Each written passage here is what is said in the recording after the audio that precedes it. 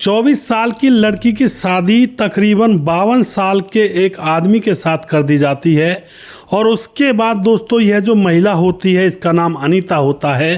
शादी के 2 महीने के बाद ही इसकी मुलाकात अपने प्रेमी से होती है जिसका नाम होता है हर्ष, और उसके साथ मिल करके अब यह रात को 10 बजे अपने प्रेमी को यह बुलाती है और रात को 10 बजे सोते हुए अपने पति के पास जाते हैं और जाकर के पति का प्राइवेट पार्ट यह महिला काट देती है और ऊपर से तकिए से जो इसका प्रेमी होता है वह उसके ऊपर तकिया रख देता है। उसके बाद दोस्तों यहाँ पर एक बड़ी घटना का खुलासा होता है। इस घटना के पीछे कौन कौन से राज थे और कौन कौन सी परिस्थितियाँ थी जो यह घटना घटी और इस तरह का कदम इन दोनों ने यहाँ पर उठाया था। पूरी जानकारी यहाँ पर लेने वाले हैं जिससे कि लोग समझें, जाने कि ऐसी गलती जीवन में नहीं करनी है वरना कुछ भी हो सकता है। नमस्कार, मैं हूं सुदेश कुमार और तिरछीवाद चैनल में आपका स्वागत है। यह घटना केरल के तिरुवनंतपुरम इलाके के अंदर घटित होती है जहां पर एक रोशन सिंह नाम का एक शख्स रहा करता है। उसके घर में उसकी पत्नी है, 4 बेटियां हैं। जो रोशन सिंह है वह मेहनत मजदूरी करता है और मेहनत मजदूरी करके अपनी बेटियों का भरण पोषण वह कर रहा होता है। बेटा उसके पास एक भी नहीं है, 4 बेटियां हैं और बेटे की चाहत में ही ये 4 बेटियां हुई थी, एक के बाद एक कि बेटा हो जाए, लेकिन बेटियां हो जाया करती थी। सबसे बड़ी बेटी जो कि 24 साल की है और उससे छोटी 22 की, उससे छोटी 18 की और उससे छोटी 16 साल की। इस तरह से इसकी बेटियां हैं। अब इसकी बेटियों की शादी की उम्र हो रही है लेकिन ये अपनी बेटियों की शादी करवाने में असमर्थ है बिल्कुल, क्योंकि ये मजदूरी किया करता है तो इसके पास इतने पैसे नहीं है कि अपनी बेटी की शादी करे और उनको देन दहेज दे। तो ये परेशान है, विचलित सा है थोड़ा सा। आस पड़ोस के लोग इसे ताना मारने लगते हैं कि जवान बेटियां घर पर बिठा रखी हैं तूने, क्या जीवन में इतना भी नहीं कमाया जो अपनी बेटियों के हाथ पीले कर सके। लेकिन यह बार बार शर्मिंदगी को झेला करता और बार बार ये चुप लगा जाया करता कि अब क्या करूं, मेरे पास तो पैसे हैं ही नहीं, इन बच्चों को पालने पोसने में, बड़ा करने में ही पैसे लगते रहे और इकट्ठा में नहीं कर पाया। अब वह चिंतित था, चिंता में बैठा रहा करता, मजदूरी के लिए जाया करता एक गांव से दूसरे गांव। तभी मजदूरी करते वक्त एक गांव के अंदर इसकी मुलाकात एक कालूराम नाम के शख्स से होती है जो कि 52 साल का होता है। उसके साथ ये पहले भी बातचीत कर लिया करता था, कहीं इसके घर के पास काम किया था तो इससे इसकी दोस्ती भी थी। अब उसके सामने बैठकर इसकी आंखों में आंसू आ जाते हैं। अब जो कालूराम होता है वह पूछता है कि क्या हुआ, तो रोशन तुम रो क्यों रहे हो। अब जो रोशन होता है वह कहता है कि रोऊं क्यों ना, मेरी 4 बेटियां घर पर कुंवारी बैठी हुई हैं और मेरे पास कोई ऐसा साधन नहीं है जिससे मैं उनकी शादी करवा दूं। अब तो यह बात इनके बीच में होती है तो एकदम से जो कालूराम होता है वह अब अपने उस जो पास बैठा हुआ रोशन होता है उससे कहता है कि देख भाई, मेरी पत्नी की मौत हो चुकी है और तुम्हारी जो बड़ी बेटी है अनीता, और वो 24 साल की हो चुकी है, वो मुझे बहुत पसंद है। अगर तुम चाहो तो मेरे साथ अपनी बेटी की शादी करवा सकते हो और मेरे पास जो प्रॉपर्टी है, ज़मीन है, वो सब उसमें हिस्सेदार होगी क्योंकि तुम्हें पता है मेरी शादी हुई थी, मुझे बच्चे पैदा नहीं हुए अब तक। तो अब उसकी बात को सुन करके रोशन सिंह, पहले तो उसको ये लगता है कि ये कहाँ कितनी उम्र का और मेरी बेटी कितनी उम्र की, लेकिन अगले ही क्षण विचार आता है कि अगर मैं इसके साथ शादी कर देता हूँ अपनी बेटी की तो उसको पैसे की दिक्कत नहीं होगी, ज़मीन जायदाद की दिक्कत नहीं होगी और शादी भी उसकी हो जाएगी और ये अपना खर्चा खुद ही कर लेगा। क्योंकि दोस्तों मन ही मन में विचार करता है कि मैं तो अपनी बेटी की किसी भी तरह से शादी कर ही नहीं पा रहा हूँ। और फिर यहाँ पर कालूराम के समझाने पर वह हामी भर लेता है अपनी बड़ी बेटी अनीता की शादी करने के लिए कालूराम के साथ। कालूराम जो कि 52 साल की उम्र का था। अब दोस्तों उसी की उम्र का वह आदमी था। अब यहाँ पर क्या होता है, वह अपने घर जाकर बताता है रोशन सिंह अपनी पत्नी और अपनी बेटी को, क्योंकि यहाँ पर कालूराम कई बार उनके घर पर भी चला जाया करता था, पहले से उनके ताल्लुकात थे। अब जैसे कालूराम का नाम लिया जाता है तो उसकी पत्नी और उसकी बड़ी बेटी अनीता बिल्कुल एक 2 टूक नाम मना कर देती हैं और कह देती हैं कि हम ऐसा काम बिल्कुल नहीं कर सकते। और अनीता कहती है कि अरे बाबा, वो तो तुम्हारी उम्र का है और उससे मैं शादी करती हुई कोई अच्छी थोड़ी लगूंगी। लेकिन रोशन सिंह कहता है बेटी, तुझे तो अब बस हरे की कहते हैं, तुम्हारी आंखें तो हरे में फूटी हैं, तुम्हें तो चारों तरफ सब कुछ बढ़िया ही बढ़िया दिखाई दे रहा है। मुझे तो पूछो, मेरे दिल को तो पूछो, मुझे कितनी चिंता होती है तुम्हारी शादी की। और जब भी रास्ते में गली गिरारे में निकलता हूँ तो लोग मुझे ताना मारते हैं कि एक भी बेटी की शादी नहीं कर पाया तू, क्या कमाया तूने जीवन भर, जवान बेटियां घर पर बिठा रखी हैं तूने। इस तरह की बात वो रोशन सिंह अपनी बेटी और अपनी पत्नी से कहता है। तो अब जो उसकी पत्नी होती है वह समझ जाती है कि रोशन सिंह बात तो सही कह रहा है।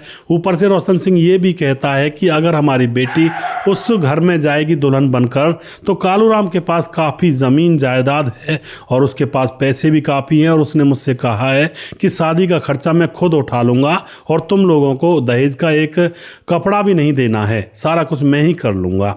तो यहाँ पर पति पत्नी की समझ में आ जाती है बात। और जब माँ बाप दबाव डालते हैं तो अब जो आरती होती है वह भी अब हामी भरी देती है जैसे तैसे। और उसके बाद दोस्तों यहाँ पर शादी की तारीख तय कर दी जाती है और शादी की तारीख के दिन ही इन दोनों की शादी कर दी जाती है और सारा खर्चा कालूराम जो 52 साल का है वही उठाता है और इस लड़की को दुल्हन बना करके अपने साथ गाड़ी में बिठाकर अपने गांव ले जाता है। वहाँ भी लोग हंस रहे थे और कुछ लोग ये कह रहे थे कि इससे कुछ नहीं हो पाएगा और ये लड़की तो या तो भाग जाएगी या किसी और प्रेमी बना लेगी किसी और लड़के को। अब दोस्तों इस कहानी में आगे बहुत बदलाव होने वाले थे, इस कहानी को पूरा सुनिएगा। अब जो कालूराम होता है अपनी पत्नी बना करके अनीता 24 साल की लड़की को अपने घर ले आता है। घर लाने के बाद बाजार जाता है, मिठाई वगैरह लेकर आता है क्योंकि उसको तो एक्सपीरियंस था, और कुछ शराब वगैरह भी पीने के लिए ले आता है। आकर के दोस्तों वह लड़की उससे दूर दूर भागती है कि नहीं नहीं मेरे पास मत आओ, लेकिन कालूराम कहता है कि मैं तुम्हारे पास क्यों नहीं आऊँगा, तुम्हारा पति हूँ, खर्चा किया है तो मैं दुल्हन बनाकर लाया हूँ इज्जत से मान सम्मान से। तो अब ऐसी कुछ बातें होती हैं और फिर कालूराम को वह दुल्हन अपने नज़दीक आ जाने देती है।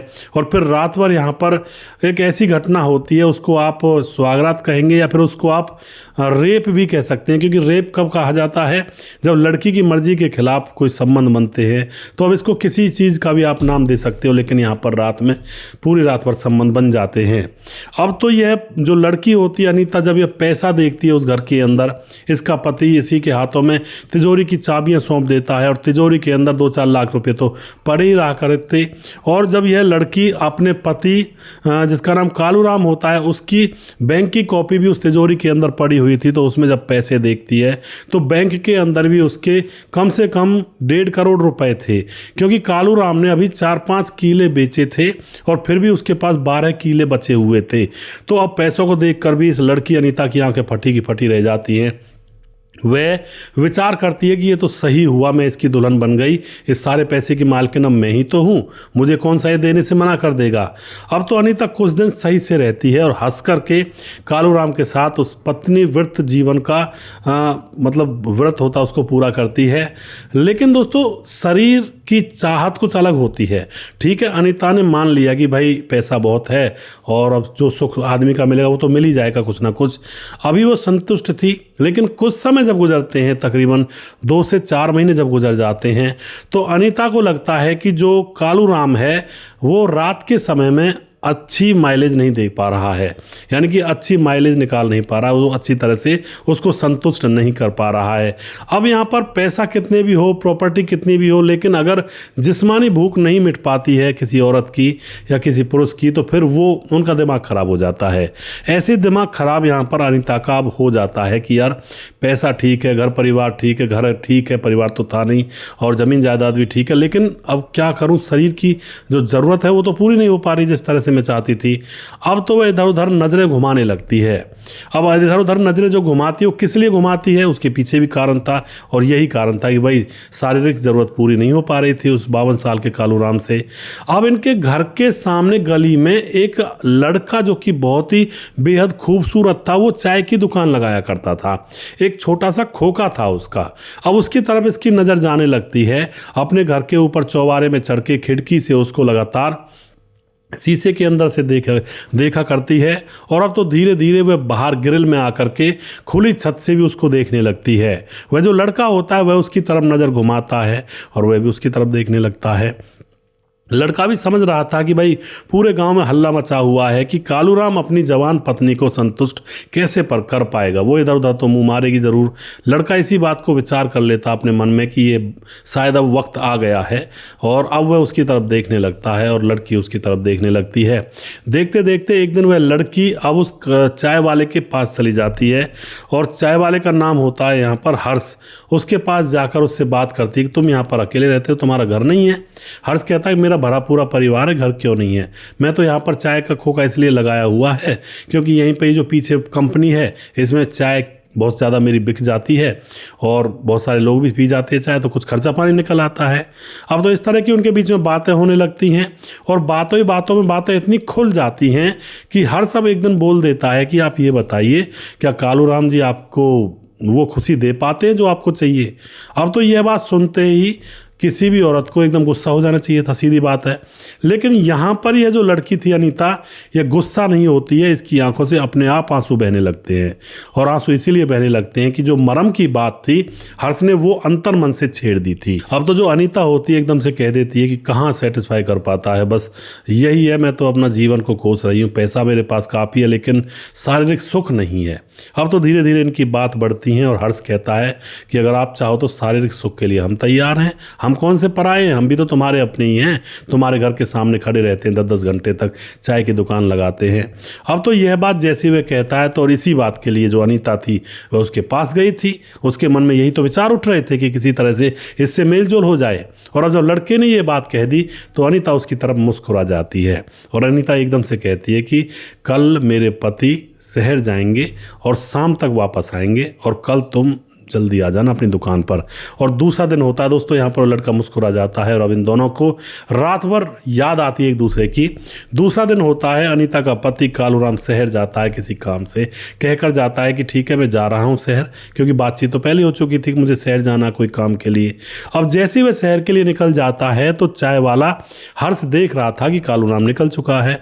तुरंत वह दबे पाँव नज़र बचा करके उस कालूराम के घर में अनीता के पास घुस जाता है, और वहाँ जाने के बाद एक दूसरे की नज़रों में ये दोनों खो जाते हैं। और फिर यह अनीता इसको अपने बेडरूम में ले जाती है और फिर यहाँ पर वो सारी सर्विसिंग जो अधूरी पड़ी थी वो पूरी की जाती हैं। और उसके बाद दोस्तों दोनों अंगड़ाइयाँ लेते हैं कि आज तो बस फांस कट गई दोस्तों। उसके बाद यानी कि ये सेटिस्फाई हो जाते हैं। और अब यहाँ पर क्या होता है, अब तो ये सिलसिला जब भी घर पर कालूराम नहीं हुआ करता था तभी यह लड़की उसको बुला लिया करती। फ़ोन नंबर दोनों ने आपस में ले दे लिए ही थे, चैटिंग किया कर, गंदी संदी चैटिंग ये किया करते, और इस तरह से मामला चल रहा था। तकरीबन 6 महीने और गुजर जाते हैं, लेकिन अभी तक अनीता ने बच्चे को कंसीव नहीं किया था, या फिर उसके बूढ़े पति से हो नहीं पा रहा था, या फिर जो प्रेमी था वो भी तो उसके साथ था, उससे भी नहीं हो पा रहा था, लेकिन बच्चा नहीं हुआ था अभी तक। अब दोस्तों 6 महीने और 7 महीने गुजर जाते हैं। अनीता के बड़े मज़े थे, सारी तिजोरी की चाबी खुद के हाथ में थी और पति की बैंक की कॉपी थी, और पति के साथ अब वह बैंक में जाकर अपने आप को नॉमिनी भी बनवा लेती है कि देखो तुम बुजुर्ग हो, किसी दिन हार्ट अटैक आ गया, देखो आप मानते तो हो इस बात को, बुजुर्ग हो। कालूराम उसकी बातों में आ जाता है और बैंक के अंदर जा कर के पत्नी को नॉमिनी बना देता है। और अब मामला बिल्कुल साफ था, क्योंकि अगर अब पति मर जाए तो उसकी प्रॉपर्टी भी पत्नी के नाम आएगी, बैंक का पैसा भी उसके नाम आएगा, और जो तिजोरी में पैसा है और जो धन दौलत है और जो गहने हैं वो उसके हैं ही, और घर भी उसका है। अब यहाँ पर दोस्तों एक नई शुरुआत होती है, एक नई चालाकी चली जाती है, नया अध्याय खुलता है। नया अध्याय क्या होता है, ये दोनों एक दिन एक कमरे के अंदर आराम से संबंध बना रहे थे, तभी आपस में बात करते हैं कि हर्ष तुम चाय बेचनी पड़ती है, तुम्हें ऐसा हो कि तुम्हें चाय बेचनी ना पड़े, या फिर तुम्हारी ज़िंदगी बहुत ही ज़्यादा सुख में हो जाए, पैसे तुम्हारे पास काफ़ी हों, तो फिर कैसा रहेगा? हर्ष कहता है कि अरे ऐसा हो गया ना, फिर तो बस बल्ले बल्ले है, जीवन में आराम ही आराम है। अब जो ये लड़की होती है अनीता कहती है कि ऐसा हो सकता है। हर्ष कहता है कैसे हो सकता है? अनीता कहती है कि मेरा पति अगर इसकी मृत्यु हो जाती है किसी तरह से, या फिर ये गायब हो जाता है, किसी को नहीं मिलता, क्योंकि इसके आगे पीछे कोई है नहीं इसको ढूंढने वाला, कोई ना FIR दर्ज करवाएगा ना कोई इसे ढूंढेगा, और फिर जब ये गायब हो जाएगा 6 महीने 1 साल 2 साल के बाद, तो सारी प्रॉपर्टी मेरे नाम आ जाएगी, मैं कह दूंगी भाई वो आया ही नहीं है, कहीं चला गया। तो इसको हटा देते हैं रास्ते से, और इतनी सफाई से रास्ते से हटाएंगे कि किसी को कानो कान खबर नहीं होगी। अब तो दोस्तों यह जो प्रेमी होता है इसके दिमाग में भी सातिर जो चालें थी वो चलने लगती हैं।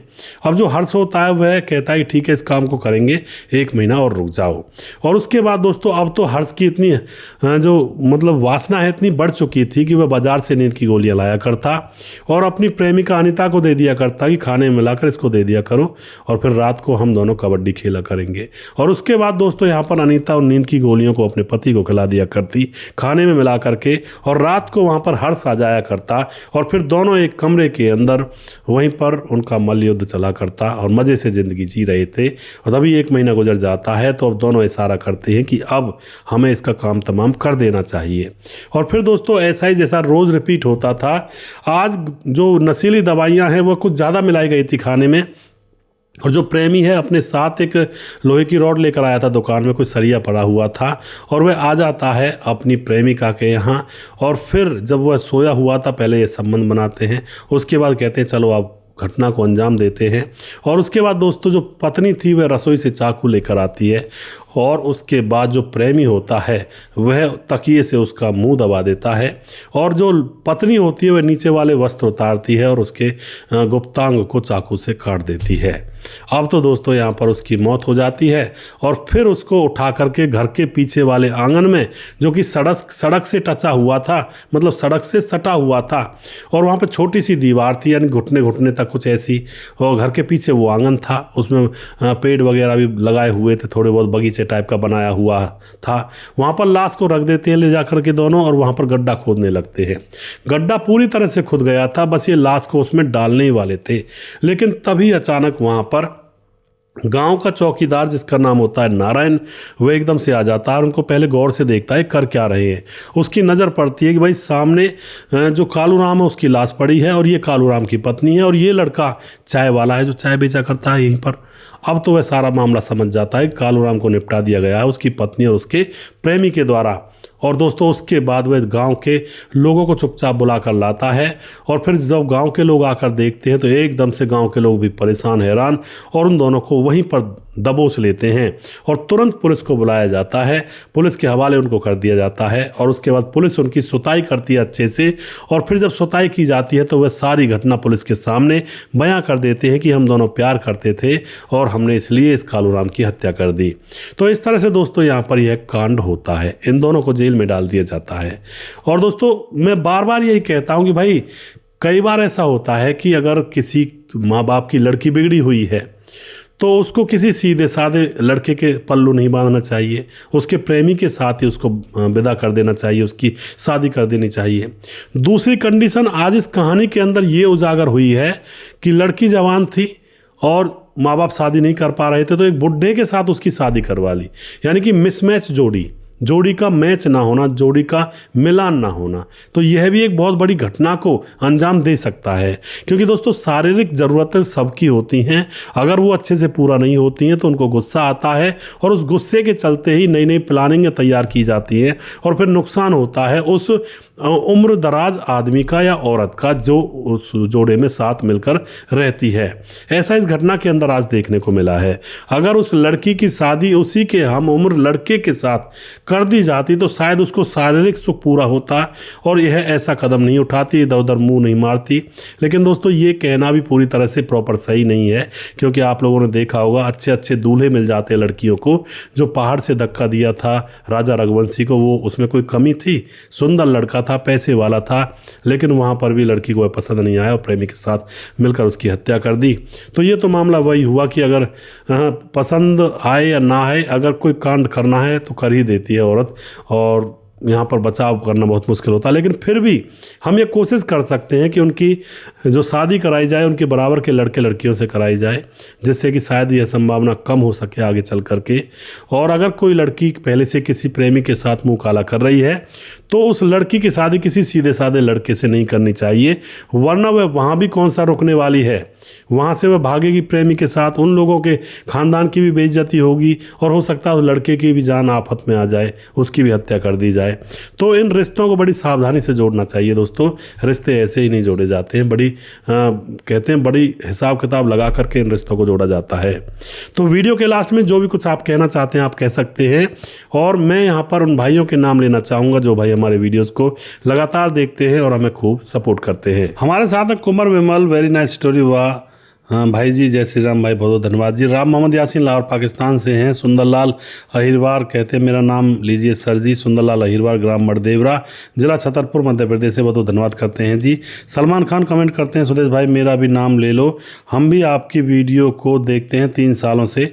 सलमान सुपर मार्केट रायबरेली, जी बिल्कुल सलमान भाई, आपका भी नाम मैंने यहाँ पर लिया है। और उसके बाद राधेश्याम शर्मा सिरसी जयपुर राजस्थान से। और उसके बाद अब्दुल रहमान मलिक हमारे भाई जो कि वीडियोज़ को देखते हैं कहते हैं कि मेरा नाम आप मेरा नाम लीजिए के 81-82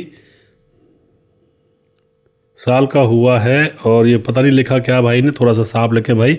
और उसके बाद हमारे साथ हैं क्राफ्ट नाम से आईडी है, और छगनदास कमेंट करते हैं आवाज़ का शिकार हुआ बुरा है छगनदास, खारडाबान राजस्थान, ऐसा कुछ लिखा है।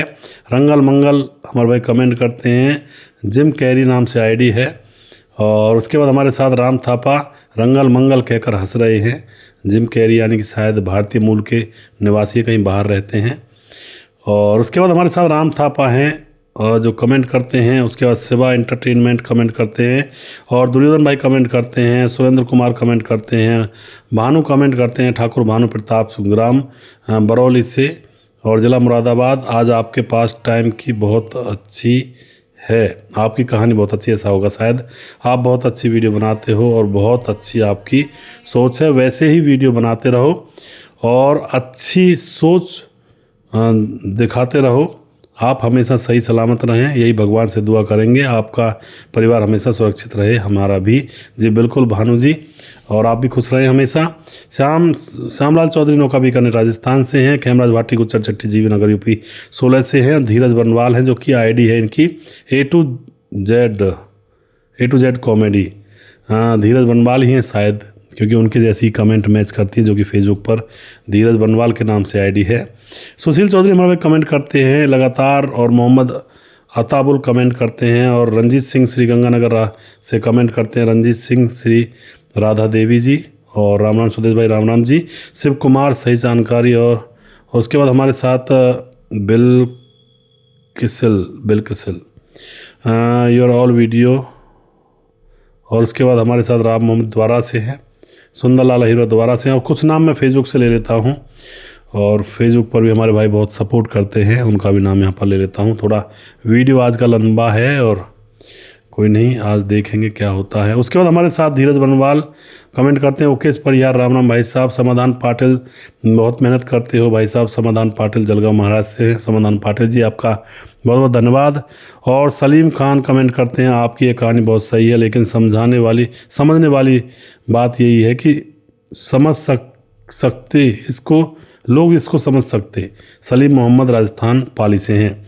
और KM सेठी कमेंट करते हैं। राम गोसाई भाई कमेंट करते हैं, भाई जी सही बात है आजकल आप। और उसके बाद हमारे साथ मोनू जैन कमेंट करते हैं, और भी हमारे बहुत भाई साहब हैं हमारे साथ, जैसे कि सुजीत कुमार कमेंट करते हैं। और उसके बाद प्रवीण बघेल शिवपुरी से हैं, और सूरज डी अमर भाई फिजी से कमेंट करते हैं।